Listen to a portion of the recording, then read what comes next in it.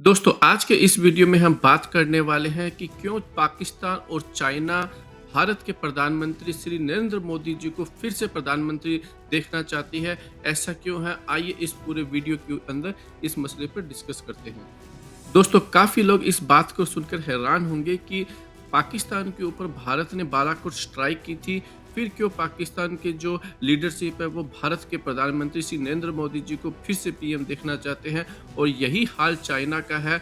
China के साथ में भारत का बॉर्डर डिस्प्यूट चल रहा है, उसके बावजूद क्यों चाइना की लीडरशिप भारत के प्रधानमंत्री को फिर से प्रधानमंत्री ही देखना चाहती है। आइए इस ये पूरा मसला क्यों है और ऐसा क्यों है, इसको पूरा थोड़ा डिटेल में समझने की अब कोशिश करते हैं। प्रधानमंत्री जी श्री नरेंद्र मोदी जी को पूरे ऑलमोस्ट अब 10 साल हो चुके हैं। किसी भी टाइम पर इलेक्शन की डेट्स जो है वो अनाउंस हो सकती है और एक तरीके से जो आचार संहिता है वो लागू होने वाली है। और टेक्निकली मई के अंदर जो है हमारे फिर से जो है प्रधानमंत्री का इलेक्शन जो है खत्म होकर काउंटिंग होकर जो है नए प्रधानमंत्री हमारे बन जाने चाहिए। दोस्तों इससे पहले कि हम इस वीडियो में आगे बढ़े, आप लोगों से एक रिक्वेस्ट है कि आप हमारी चैनल को सब्सक्राइब कीजिए और हमारे वीडियो को लाइक और शेयर करना मत भूलिएगा। दोस्तों अगर हम पाकिस्तान की बात करते हैं तो बालाकोट स्ट्राइक के बाद में भारत ने ऐसा कोई भी और नया एक्शन पाकिस्तान के ऊपर नहीं लिया है और न ही कोई ऐसी नौबत आई है जहां पर पाकिस्तान के साथ में कोई दूसरा कन्फ्लिक्ट पैदा हुआ है और भारत जो है कोई बड़े लेवल के ऊपर पाकिस्तान को एज सच कोई आइसोलेट कर पाया है। और जहां तक हम चाइना की बात करते हैं दोस्तों, चाइना के साथ में हमारा बॉर्डर डिस्प्यूट होने के बावजूद भी हमारा जो इंपोर्ट है चाइना से वो दुगना और तिगुना हो चुका है। और इसी के साथ में हमने कभी भी जो है चाइना को डायरेक्टली जो है बॉर्डर डिस्प्यूट के लिए जिम्मेदार नहीं ठहराया है। इसके अलावा दोस्तों भारत जो है उसकी जो डिफेंस के ऊपर जो डिसीजन लेने की जो कैपेबिलिटीज है, जो डिसीजन जो लिए गए हैं पिछले 5 सालों में और पिछले मैं कहूँगा कि 10 सालों के अंदर, अगर हम उनके ऊपर एक नज़र लगाते हैं तो हम हमें ये समझ में आएगा कि क्यों जो चाइना जो है वो भारत के इस प्रधानमंत्री को श्री नरेंद्र मोदी जी को फिर से पीएम देखना पसंद करेंगे। तो हम दोस्तों सबसे पहले बात करते हैं नेवी की।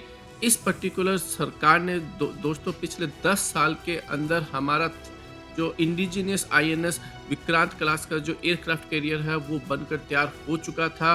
और 10 सालों में ये गवर्नमेंट जो है अभी तक उसके लिए एक फाइटर जेट्स भी परचेज नहीं कर पाई है। भारत के प्रधानमंत्री जी फ्रांस गए थे रफाल एम को परचेज करने के लिए, उसके एमओयू पर साइन हुए, लेकिन अभी तक वो जो डील है, जो कॉन्ट्रैक्ट है वो साइन नहीं हो पाया है। तो एक तरीके से 10 साल इस गवर्नमेंट ने लगा दिए हैं लेकिन कॉन्ट्रैक्ट साइन नहीं हो पाया है। इसके अलावा दोस्तों भारत की सरकार एक दूसरे एयरक्राफ्ट कैरियर की भी डिमांड करती आ रही है। आईएनएस विक्रांत के बाद में एक बड़े एयरक्राफ्ट कैरियर की डिमांड करी जा रही थी और अभी तक जो है पिछले 10 सालों में ये सरकार उसके ऊपर भी कोई भी डिसीजन जो है वो नहीं ले पाई है। और इसी तरह दोस्तों नेवी को जो फाइट करने के लिए सबमरीन्स की जरूरत है, हमने जो लास्ट सबमरीन का ऑर्डर दिया था वो 2004 के अंदर था और उसके बाद में अभी तक जो है ये जो सरकार है पिछले 10 सालों के अंदर कोई भी सबमरीन का ऑर्डर नहीं दे पाई है। अब आते हैं दोस्तों हम एयरफोर्स के ऊपर। देखिए एयरफोर्स के लिए प्रधानमंत्री नरेंद्र मोदी जी ने 2015 के अंदर 36 रफाल की डील की थी। उसके बाद में किसी भी नए रफाल या एडिशनल जो एमआरएफ जो डील थी उसको जो है फाइनलाइज नहीं कर पाए।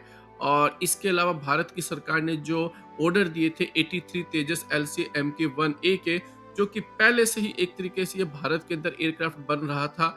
और ये जो एयरक्राफ्ट है दोस्तों वैसे भी F404 इंजन इसमें यूज होता है और ये एक अंडर पावर्ड इंजन है। अगर हम इसको इस तरीके से समझे, क्योंकि भारत की सरकार कोई भी जो है 4.5 या 5th जनरेशन का एयरक्राफ्ट इंडक्ट करने में फेल रही है, कोई भी डील जो है साइन करने में फेल हुई है और भारत की जो नंबर ऑफ जो एयरक्राफ्ट है उनकी स्ट्रेंथ लगातार गिरती जा रही है, तो कुछ नहीं मिलने से है तो कुछ तो मिल जाए। और इसी के चलते हुए भारत की जो एयरफोर्स है वो 83 तेजस LCA-MK-1 के ऑर्डर दिए और जो 97 जो एडिशनल LCA-MK-1A है उसके भी एक्विजिशन के ऊपर एक तरीके से गवर्नमेंट की अप्रूवल अभी तक मिली है। इसके अलावा दोस्तों LCMK2 जो है वो डिले हो चुका है। इस सरकार ने उसके लिए फंड रिलीज करने में काफ़ी टाइम लगा दिया। जो LCMK2 2024 के अंदर फर्स्ट फ्लाइट करने वाला था, अब वो 2027 से पहले नहीं करने वाला है। और इन सब को देखते हुए लगता है दोस्तों 2032 या 2033-34 से पहले जो है ये LCMK2 प्रोडक्शन में जाता हुआ नहीं दिख रहा है। और उसी तरीके से इस सरकार ने प्राइवेट इंडस्ट्री को इंक्लूड करने के चक्कर में AMCA पर भी जो है काफ़ी डिले कर दी है। और AMCA जो है वो भी अपनी जो जो प्रोडक्ट जो डेवलपमेंट जो टाइम थी उससे 3 साल कम से कम अब पीछे चल रहा है। इसके अलावा दोस्तों अब आते हैं हम आर्मी के ऊपर। देखिए आर्मी जो है उसको लाइट टैंक चाहिए थे जब चाइना के साथ बॉर्डर का डिस्प्यूट हुआ। और अब उस डिस्प्यूट को हुए ऑलमोस्ट जो है 4 साल हो चुके हैं। भारत जो है वो इंडिजिनियसली इसको डेवलप करने की कोशिश कर रहा है। और आप सभी जानते हैं कि इंडिजिनियसली कोई भी चीज़ को आपको स्क्रैच से डेवलप करने में टाइम लगता है। और भारत की सरकार जो है वो रशिया या फिर किसी दूसरी कंट्री से इस जो टैंक है उसको एक्वायर करने में पूरी तरह से विफल रही है।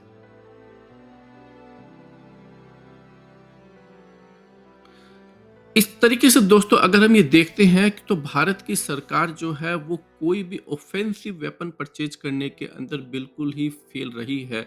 बहुत सारी डील तो ऐसी है दोस्तों जो केवल MOU साइन होकर ही रह गए हैं, चाहे वो बालाकोट स्ट्राइक के बाद में Su-30 MKI के 12 एडिशनल एयरक्राफ्ट की बात हो या 21 जो MiG-29 थे रशिया के उनको परचेज करने की बात हो।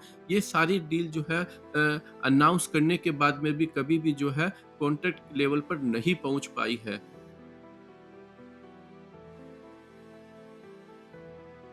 इसके अलावा चाइना के साथ में 21 राउंड की बॉर्डर डिस्प्यूट के ऊपर बात हो चुकी है। और अभी भी जो है सरकार जो है कोई भी एक्शन लेने के लिए तैयार नहीं दिख रही है।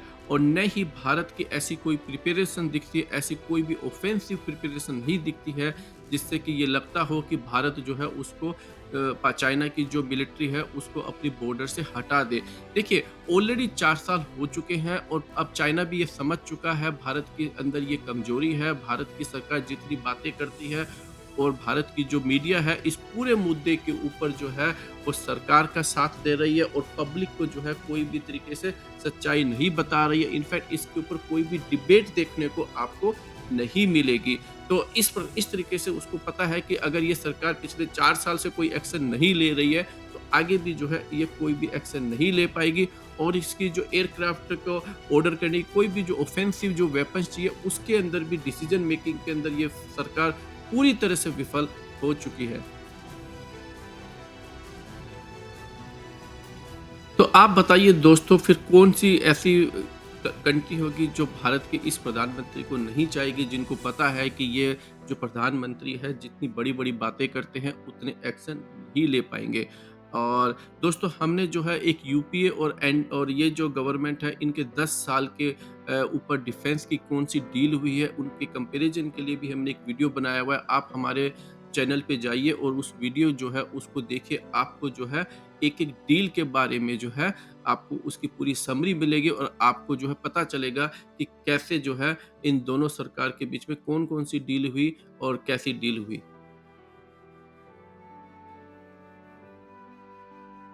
आज के इस वीडियो में दोस्तों इतना ही। आप बताइए आपको ये वीडियो कैसा लगा। आप हमारे चैनल को सब्सक्राइब करना मत भूलिएगा। अपनी ओपिनियन जो है वो कमेंट सेक्शन में ज़रूर बताइए।